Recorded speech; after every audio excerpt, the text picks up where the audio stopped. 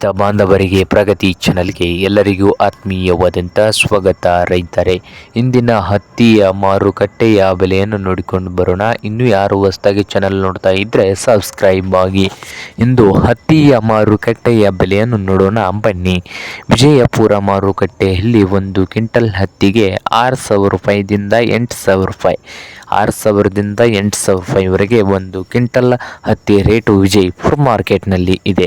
ರಾಯಚೂರು ಮಾರ್ಕೆಟ್ನಲ್ಲಿ 6,400ದಿಂದ 8,400, 6,400ದಿಂದ 8,400 ರಾಯಚೂರು ಮಾರ್ಕೆಟ್ನಲ್ಲಿ ಒಂದು ಕ್ವಿಂಟಲ್ ಹತ್ತಿಯ ಬೆಲೆಯನ್ನು ಹೊಂದಿದೆ ನೋಡಿ ರೈತರೇ.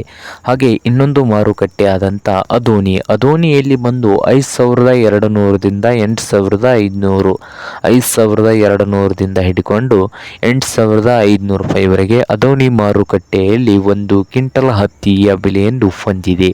ಇದು ಇಂದಿನ ಹತ್ತಿಯ ಮಾರುಕಟ್ಟೆಯ ಬೆಲೆ ಆಗಿದೆ.